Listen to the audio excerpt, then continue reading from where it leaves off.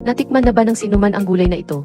May nagsasabing ito ay broccoli. May nagsasabing ito ay lettuce. May nagsasabing ito ay isang puno. Ang totoo, ang pangalan nito ay kale. Isa itong uri ng gulay na hindi naubos kahit kainin. Ang mga dahon ay maaaring pitasin isa-isa para kainin. Kapag itinanim isang beses, maaaring anihin sa loob ng 2 hanggang 3 taon.